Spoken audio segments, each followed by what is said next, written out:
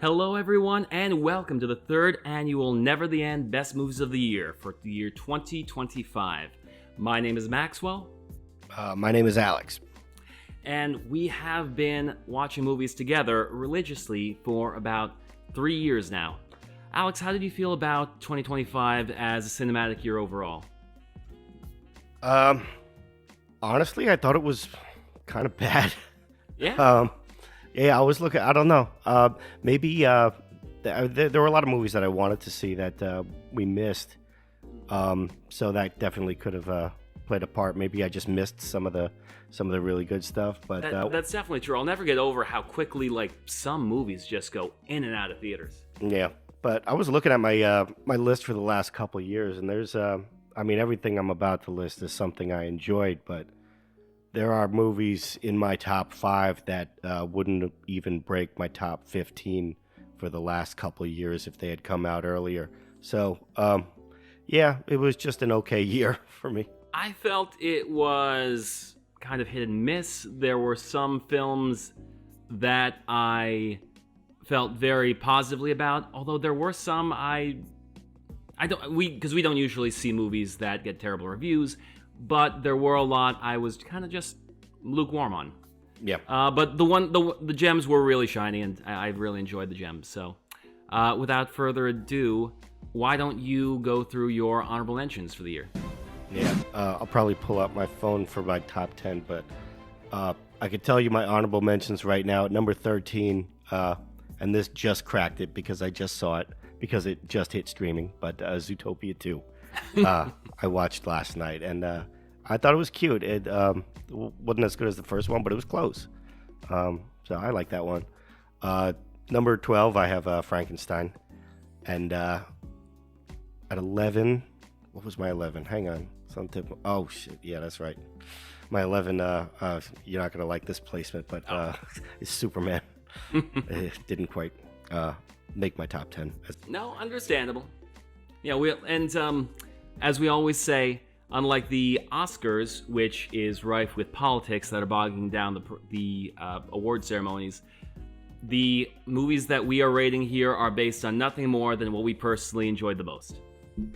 My three honorable mentions for the year were Thunderbolts. It was the best Marvel movie by far, in my opinion. There was a lot to like about it, mainly the character dynamics. The cast was terrific, but didn't quite make the top 10. Marty Supreme was my next because, man, it's been a long time since I saw a movie that I enjoyed so much while absolutely rooting against and hating the protagonist.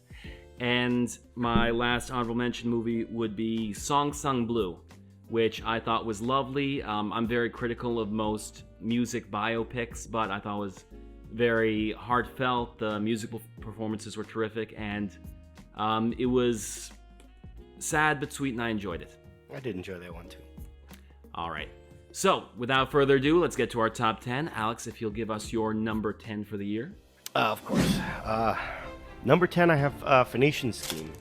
I did really enjoy this movie. You know, Wes Anderson, I've always appreciated Wes Anderson. His movies just are typically not my cup of tea. They feel a little bit samey. The humor's usually a little bit dry for me, but a lot of the humor landed in this one. And I don't know, maybe partially I have a Benicio del Toro bias. That guy's great.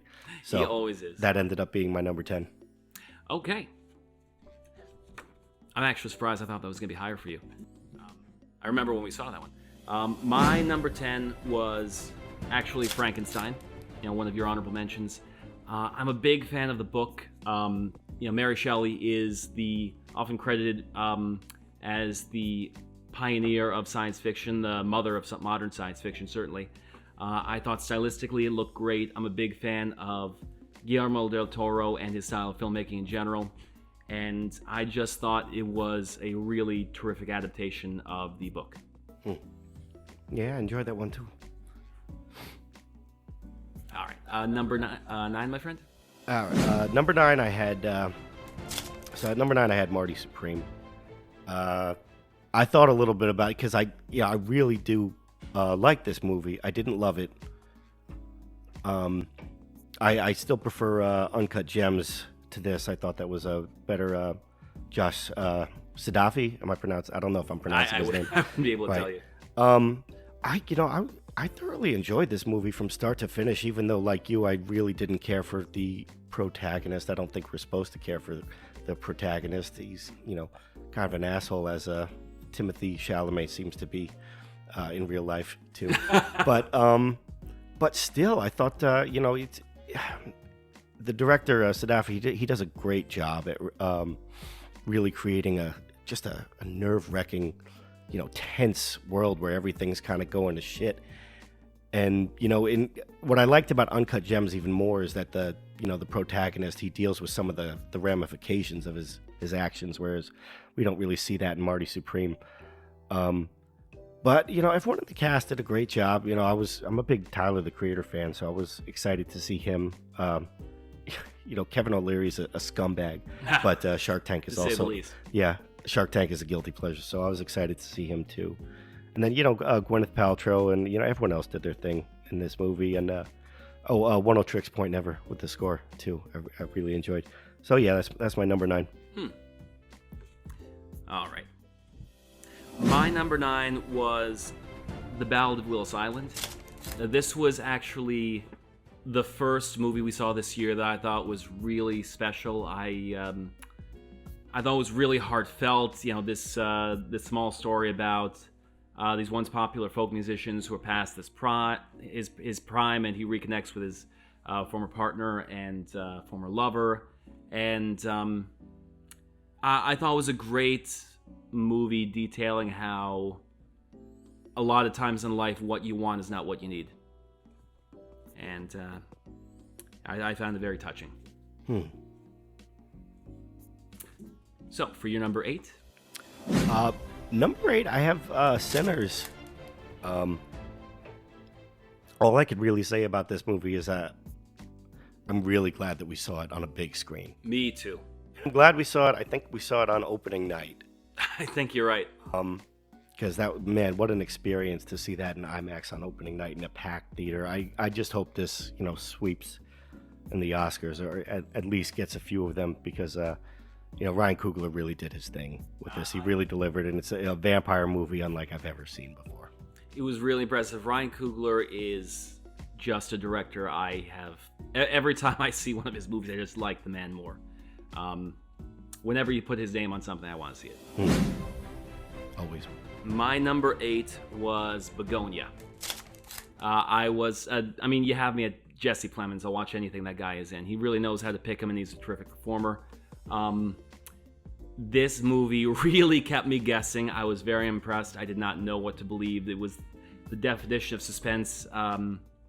And Emma Stone is always spectacular. She's always, another one that I'm always excited to watch. The third main character, I forget the name of the actor, but also did a fantastic job. It was creepy. It was very uncomfortable in a lot of scenes to watch. You know the one I'm talking about. Oh my God. But it was really quite a thrilling and suspenseful picture. And right up to the end, I didn't know what was going to happen. And it really kept me on the edge of my seat in a way that kept me, as a 30-something-year-old cinema lover, really just impressed me. Mm-hmm. For your number 7, my friend. Number 7, I have 28 Years Later.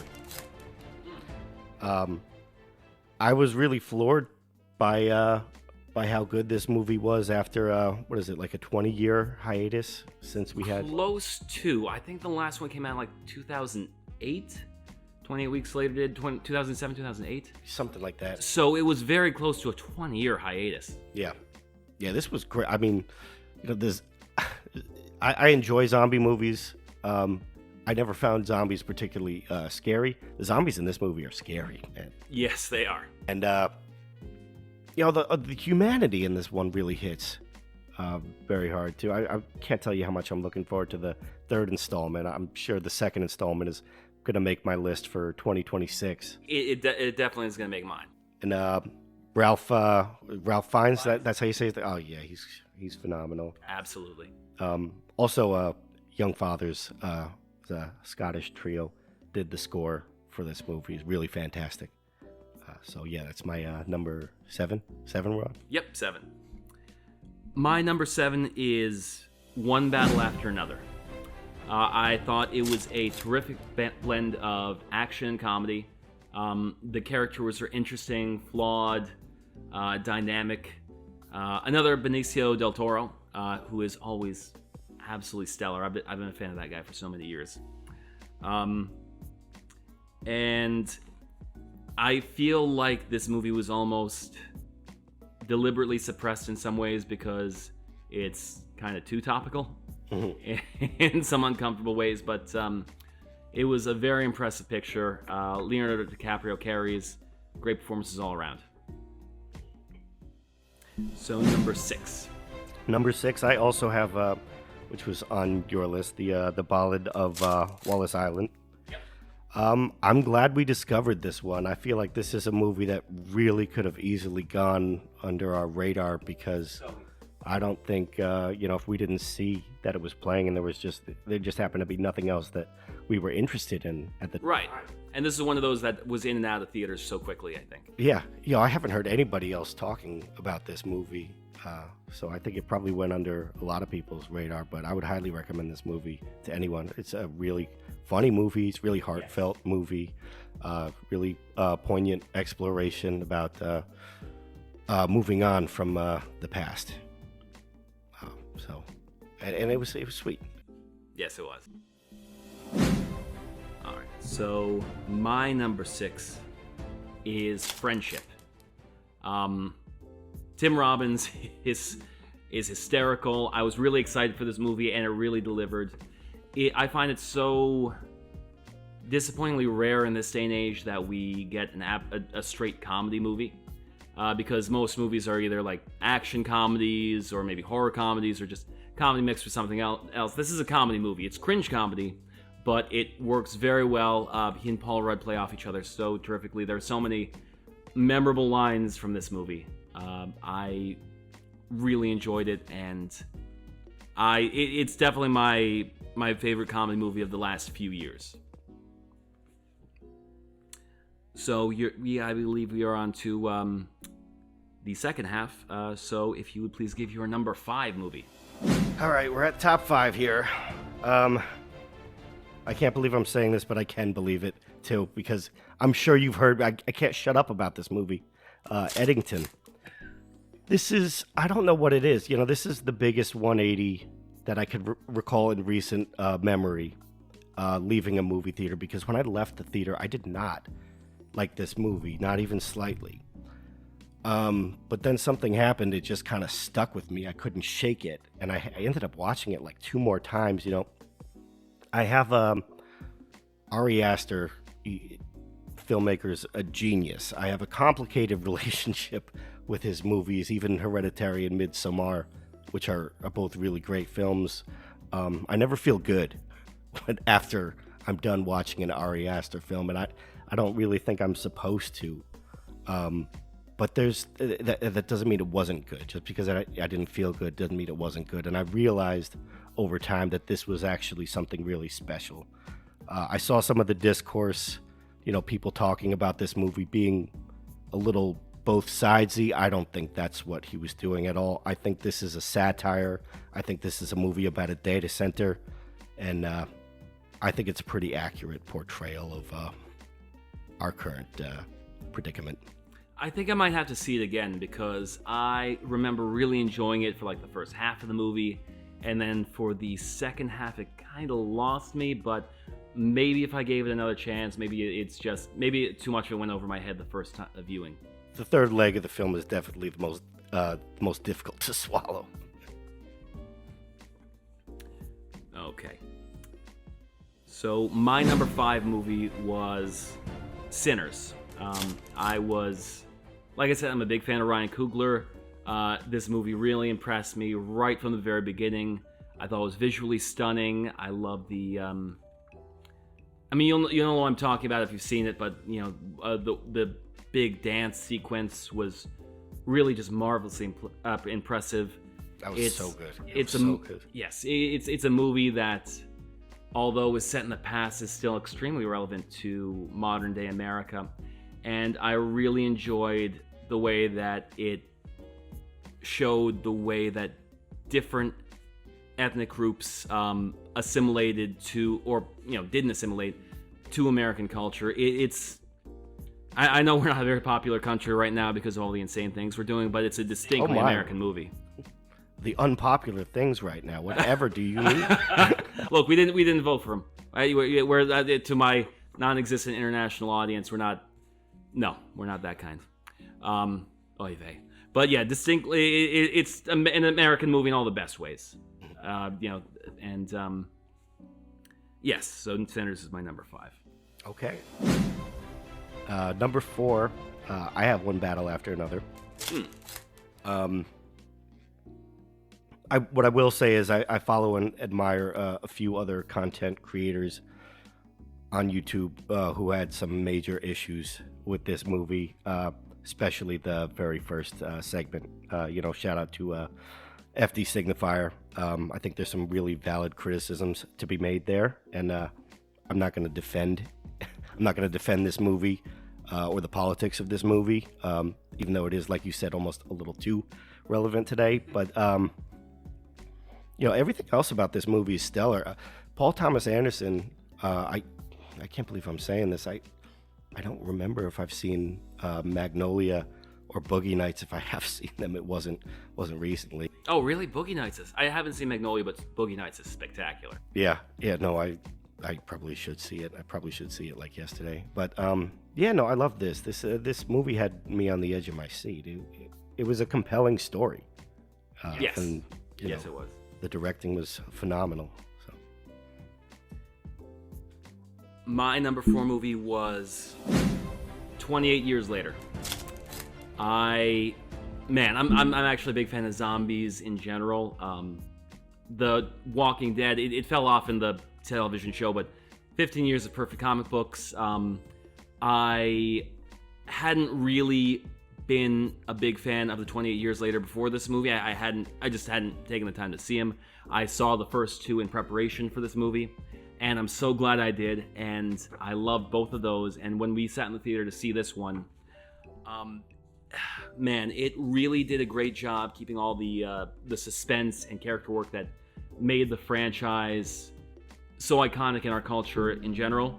And what I really appreciated is that so many movies, franchises, especially horror movie franchises, have a tendency to regress and do the same thing over, like the Terminator franchise. You can't have one of those movies without I'll be back, it felt very fresh. It was so fresh. It was, instead of regression, there was so much progression, both in terms of the cinematography, the world, and the lore of the way that the rage virus worked. It really felt like the world in which it takes place was constantly moving forward and evolving, and encroaching on new territory, which I thought was terrific. I think it is a dynamic first entry into the new trilogy, and like I said, we've both seen Bone Temple since then, and I think that Bone Temple is going to be in both of our top 10s next year, so we can't wait to see the conclusion of this new trilogy. I was very impressed.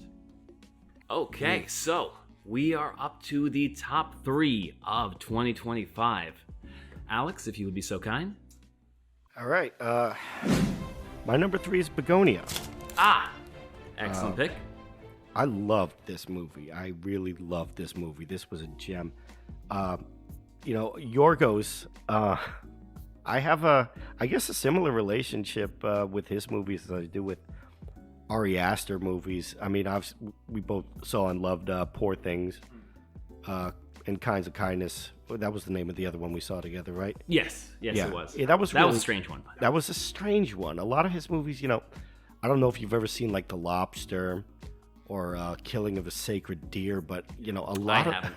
But the first one was Poor Things with You that I saw of his, and I loved it. So Yorgos movies are sometimes, the guy's clearly so talented, but I leave the movie sometimes feeling so weird that I'm not really sure how to gauge whether I liked it or not. But I love this one so much because it was so clearly a comedy. I mean, as much as there are some really uncomfortable moments in this movie. But this was very clearly a comedy, a dark comedy, but a comedy. And, Jesse Plemons did great. Emma Stone did great. I forget the actor who played Jesse's brother. Me too. But he was... I'm not sure that he's been in much else. And then even Stavros, the comedian, he was... Granted, he probably could have used a couple more acting lessons, but even seeing him, and that was a treat. So, yeah, no debate. This is definitely my number 3.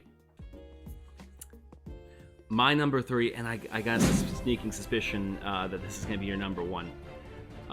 My number 3 was Weapons. Man, that was a great horror movie. I really just, from beginning to end, the way the story unfolded was terrific. I love nonlinear storytelling, and this movie really utilized nonlinear storytelling to emphasize all the suspense of the mystery. It did such a great job building tension, and I don't want to give away too much. I don't like to talk about this movie with people who haven't seen it, because you're afraid to give away something that's going to be like, oh man, that's so cool. You don't want to give away any of the big reveals, but I will say the movie does a great job of subtly making the audience understand all the rules of the universe, so that when characters do things that involve the rules, you instantly understand why it makes sense. And everything about the conclusion felt earned. And I was just very impressed with Weapons. I loved it. I guess I should piggyback on you, even though there's not much else to say that you didn't already. But my number 2 is actually Weapons. Oh, okay. Now I know what your number 1 is. But yeah, you could guess at this point what my number 1 is. But yeah, I remember going into this movie. I was talking with Ruben about it, and I told him I knew nothing about it, and he said, "Good." He said, "Go Yes, into the theater knowing nothing," and I'm so glad we did. We hope we haven't given away anything, but we recommend Weapons to anyone who likes horror movies. It really was something special. I can't really pinpoint one genre for this movie. I mean, it's definitely... the non-linear storytelling is very Pulp Fiction-esque. Reminded me a little bit more recently of Strange Darling, the way things are revealed. And of course, I love... I'm drawing a blank. What a story! Where there's a whole bunch of different characters, like ensemble pieces. Right. But yeah, there were moments that were hilarious. There were moments that were really terrifying, and everything in between. Brilliant movie. Absolutely. So my number 2, excuse me, my number 2 movie would be The Phoenician Scheme. I know the last Wes Anderson movie we saw was a few years back. It was Asteroid City, which I think I liked a little bit more than you. I really am a big fan of Wes Anderson's stylization in general. I love how his movies feel like you're watching incredibly stylized plays, and I was just blown away by this movie. I always love his visuals. Benicio del Toro is always a treat. Michael Cera, by the way, knocked out of the park. I'm it's funny. I don't really think of myself as a fan of Michael Cera, but I guess, with this, Scott Pilgrim, there are a couple other things he did recently I really liked. But I guess I'm a Michael Cera fan now. And it all culminates in a beautiful, heartfelt finale. I feel like this is Wes Anderson at his peak, at his element, when he's just, rocking and rolling. He knocked it out of the park. Alrighty. So, without further ado, our number 1 movie picks for 2025. Alex, if you would be so kind. Well, I'll say this. My number 1 is, for me, in the same way I think your number 1 is for you, because this movie is just... It's just like made for me. And that's Friendship. Tim Robinson is... I put on I Think You Should Leave like almost as a comfort show. Like I'll just put it on in the background. I love it so much I keep watching it. The humor is exactly up my alley, and this movie is, well, it was written by Andrew DeYoung, who did a phenomenal job with the script. The humor is still very much Tim. And I just love, I love everything about this movie. I love that it was shot like a drama, even though it was so silly. I enjoyed how this movie dives into, exploring the dynamic of grown men and friendship, which is an awkward dynamic, especially like forming a new friendship as a grown man, which is something that's not really discussed, but it is kind of weird. It can be very weird and strange at times. Not that, I mean, most normal people don't act like Tim Robinson's character in this movie, but I'm sure for a lot of men it certainly feels that way when you're starting a new friendship with someone and you don't want to come off like a fucking weirdo, but it's like you feel like everyone else is perceiving it that way. And it was just so funny, even though it was very cringe at times. I guess I just got a thing for cringe comedy. I don't have a thing for cringe comedy, but Tim Robinson kind of wins me over every time on that. Very impressive. Like I said, one of probably my favorite comedy movie of the past few years. So very good pick. And like you said, this is it does feel like these days we're kind of deprived of like great, just straight up comedies without really being blended with another genre. I can't really think of too many other great comedies that have come out in the last decade. Right. It seems like when we were younger, when we were teens and kids, like Anchorman and Tropic Thunder and like comedy classics were so common, not as much these days. Yeah. And so it really helps make this terrific movie stand out in the cinema landscape. Yeah, it would be nice if this starts kind of like a domino effect and we start getting some more great comedy I'd movies. love that. But honestly, these days, we could use a few more laughs. Yeah, but anyway, Andrew DeYoung, I think that this might be his directorial debut. This movie, I'm not sure. I could be wrong about that, but regardless, I'm very much looking forward to whatever project he has coming down the pipeline. Absolutely. And for my number one movie of 2025, this will be no surprise to anyone who knows me. Superman. This movie just warmed my heart. This movie made me so happy. Like I said, it doesn't matter, what happens with the Oscars. This is just about the movies that we enjoyed personally the most. And this was kind of everything I wanted in a Superman movie. And it's funny too, because when I was a kid, I wasn't as big of a Superman fan as I became as an adult. I was always a Spider-Man fan, which, super nerdy high school kid, has a whole secret life as a crime fighter. Why would that, possibly appeal to my teenage self? That's anyone's guess. But as I grew older, I really grew to appreciate Superman as an ideal. That the most amazing thing about Superman is less his super fantastical superpowers, but the fact that someone blessed with those abilities would use them completely altruistically for kindness and for his fellow man. I also think that all the action scenes were terrific. I love James Gunn. People were like, was this going to be too jokey because James Gunn is known for comedy, but I feel like he hit a very nice balance. Because a man who runs around and lifts buildings on top of his head while wearing his underwear on the outside should be a little bit funny. But, I really appreciated everything about this movie because I think that this was the kind of superhero movie we needed for 2025. And the reason I say that is because this movie has a very strong pro-immigrant message, which is, I think, vital with everything going around in our country right now with the ICE raids and all the insanity and the stokings of the fires of hatred. I think that, it has a very strong message, and this isn't a spoiler, that kindness is the real punk rock. And I heard this online later, and this makes a lot of sense to me. When you live in American society, a society that really just values rugged individualism and what you can get for yourself, and American society lately especially has really just been advocating selfishness as a virtue. When you live in a society like that, kindness really has become a subversive act. So yeah, kindness really is the real punk rock. And I think that this movie that's got a pro-immigrant message that tells people that, you know what, it is cool to be kind, is exactly the message that the world and especially America needs right now.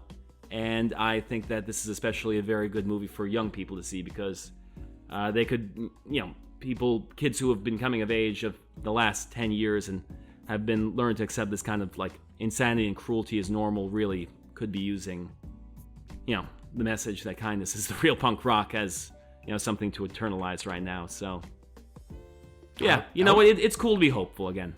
That was a really, really solid review of the film. Thank you. And it's funny too because my last three number one movies have all been comic book movies. That's who I am. I love comic book movies. But like I said, I didn't put any of the Marvel movies in my top 10 this year. What was it? Thunderbolts just made my honorable mentions, but I enjoyed that too, even though that didn't make my honorables. Yeah, it was a fun movie. But yeah, that made me happy, made me feel good, and I think it's a good message for America right now. Alrighty.